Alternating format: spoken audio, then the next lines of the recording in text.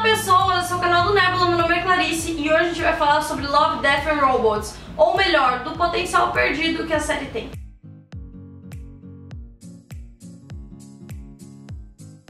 Love, Death and Robots é a nova série do Netflix, né? Uma das novas séries do Netflix, que é uma antologia de curtas de animação. Os episódios são separados tematicamente um dos outros. Quer dizer, as temáticas são iguais, mas o que eu quero dizer é que eles não são continuações como outras séries que a gente geralmente está acostumado. E eles também são todos curtas de animação, com diferentes estilos de animação, diferentes histórias, diferentes gêneros, se passam em ambientes diferentes, tudo diferente. E eu fiz já no site um texto sobre o que eu achei da série sem spoilers, e no final do texto eu também coloco algumas impressões específicas sobre os episódios, né? São 18 episódios no total. Bem resumindo, eu falo no texto que eu gostei de várias coisas da série e vários episódios eu achei muito legais, mas que eu acho que existe uma sexualização muito absurda, muito desnecessária, que realmente não leva a lugar nenhum e que tá só lá pelo olhar masculino. Quase uma glamourização, assim, da violência contra a mulher,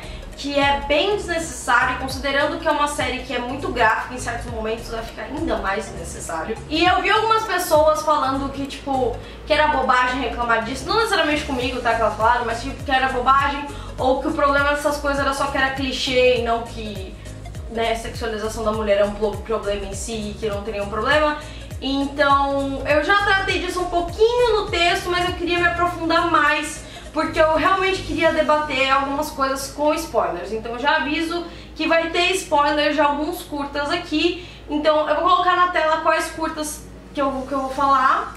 Inclusive, se você quiser saber mais ou menos a temática de cada episódio e se tem possibilidade de gatilho ou algo muito gráfico que você não quer ver, mesmo você querendo ver a série, você pode também ir no meu texto, que quando eu faço um resumo bem rápido de todos os episódios, eu tentei colocar ao máximo as coisas que vão aparecer sem spoilers. Tem episódios com muito potencial que elas se perdem totalmente porque alguém não teve a capacidade ou a vontade, ou enfim, de olhar além do umbigo do público homem branco, hétero, cis, padrão, de pensar fora do olhar masculino, enfim. O primeiro episódio que eu queria falar, que talvez seja o que tenha me decepcionado mais, é o primeiro episódio, chamado A Vantagem de Sony. Então, só passando rapidinho pela história, ela se passa em um universo cyberpunk, que o visual é muito bonito, o mundo criado é muito da hora, eu adoraria ver outras histórias nesse universo. Essa coisa que até eu vi algumas pessoas falando dessa batalha de Pokémon hardcore que o episódio fala, é mó legal. Mas o episódio tem problemas muito básicos de representação feminina, que é quase tipo... Ai.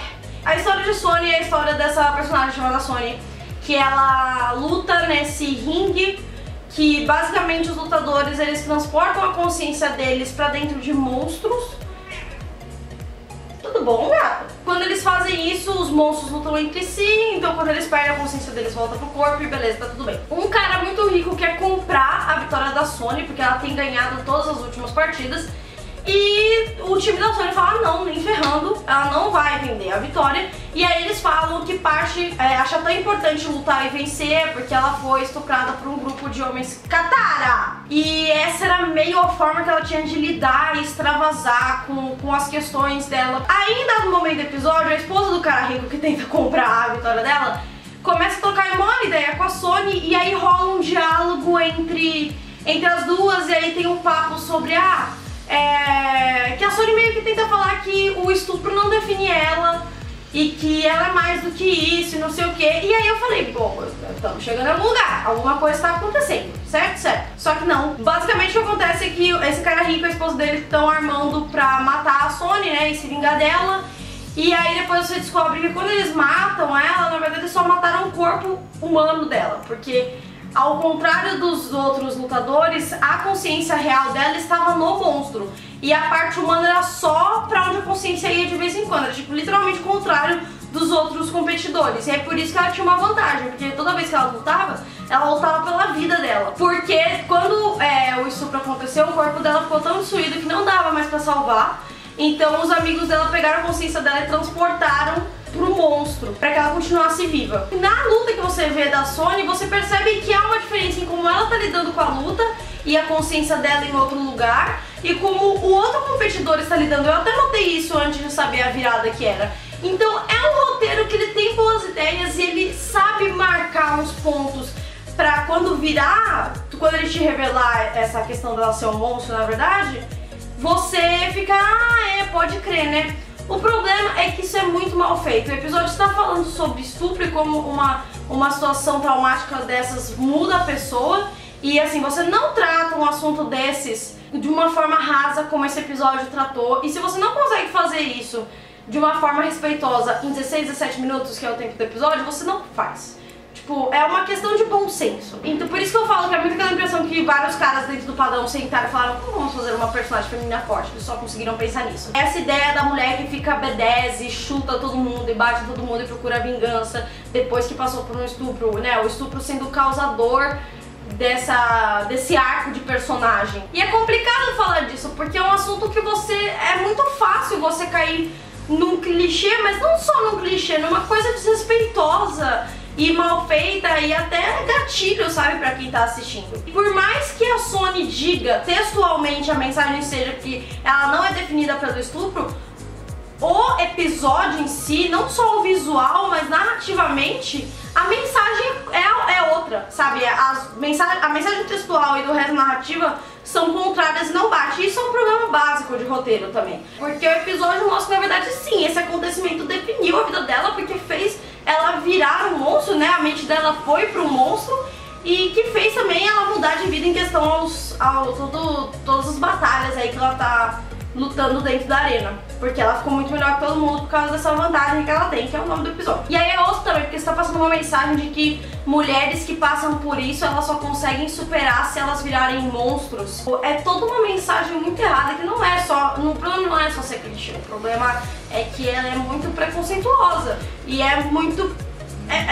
vem de uma base, um olhar muito machista mesmo. E é muito louco, porque eu gostei muito do episódio, eu gosto muito desse tipo de história mais violenta, mais hardcore, que tem monstros e tem batalhas, e tem esse cenário cyberpunk até meio sujo, digamos assim. Eu gosto de tudo isso, esse episódio tinha tudo pra ser meu preferido, é exatamente várias coisas do meu gosto pessoal, mas eu muito senti que era como se o episódio dissesse que ele não era pra mim, porque eu era um objeto lá. Eu, como mulher, era um objeto pra fazer a história funcionar pro olhar masculino. E isso é muito, tipo, é ruim, né? E assim, tudo bem, não são todas as histórias que precisam ser pra mim. Por favor, eu entendo isso perfeitamente. Geralmente são os caras privilegiados que não entendem isso. Uma coisa é a história não ser pra mim simplesmente porque eu não sou o público-alvo, e outra coisa é eu não ser o público-alvo, a história não ser pra mim porque é uma história machista e misógina, porque aí é uma questão de preconceito mesmo, né? Bom, beleza, aí a gente também tem o terceiro episódio chamado A Testemunha, que é sobre essa mina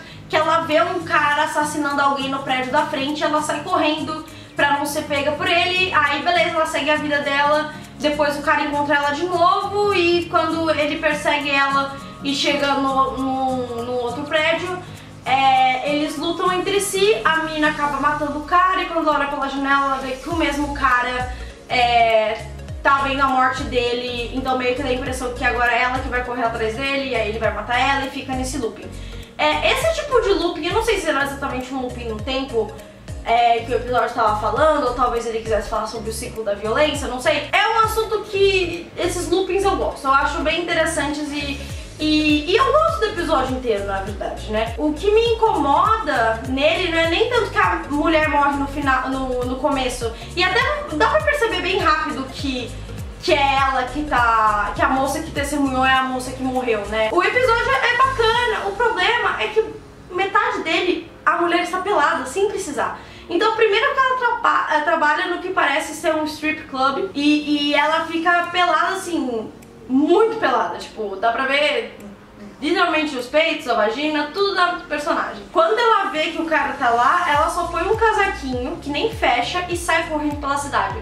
Então ela tá literalmente correndo pelada com um casaquinho que não tampa nada pela cidade e não precisava. Ela podia trabalhar em qualquer outro lugar, ela podia ter visto ele de qualquer outra forma, ela podia estar fugindo com qualquer outra roupa. Tipo, é tão fácil resolver que é um pouco, é quase tipo, mano, como que você realmente achou que essa opção era a melhor opção? A única coisa que me remete é esse olhar masculino que às vezes é quase inconsciente nosso, a gente faz porque a gente tá tão acostumado a ver ele, consumir ele, que a gente só faz. E a gente precisa policiar pra isso, porque é ruim, e é fraco, é raso e é tosco. Eu também quero usar de exemplo um dos meus episódios preferidos, chamado A Fenda de Áquila, é o 7º episódio. Mas ele tem uns probleminhas, eu não acho que ele chega a estragar num nível grande como o primeiro episódio, mas que eu acho que também é importante apontar, até porque a gente precisa ser crítico das coisas que a gente gosta, né? É um episódio que tem uma pegada de terror, então tem essa nave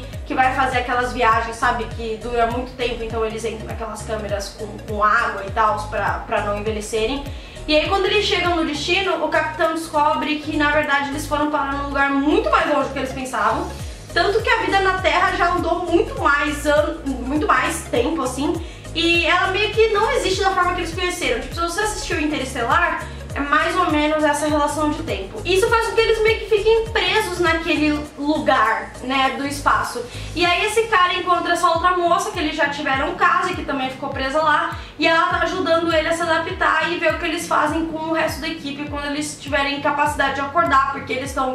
Um deles não consegue acordar, a outra tá com a doença do tanque, né? Parece que é uma doença que você tem quando você fica muito tempo naqueles tanques. Legal, depois você descobre que na verdade eles passaram pela Fenda de Áquila, eles foram muito longe e as pessoas mesmo, na verdade as pessoas da nave envelheceram muito. Você vê o capitão, a forma que ele ficou de verdade, é muito tenso, é muito bad, né? Tem um monstro lá, assim, eu vou falar monstro porque é uma figura monstruosa, tá? Mas eu até me questiono se é um monstro ou não. O monstro meio que tá hipnotizando as pessoas que ficaram presas lá pra acharem que estão em uma outra realidade e meio que a consciência delas poder lidar com o que tá acontecendo. E aí no final do episódio o monstro meio que reseta, né? Porque o cara descobre a verdade e ele meio que dá um reset e volta pro ponto em que o cara encontra a moça lá, que eles já se conhecem e tal, ficar em paz, morrer em paz. Primeiro que essa moça, ela é super dentro do padrão, tá? Branca, magra, loira, e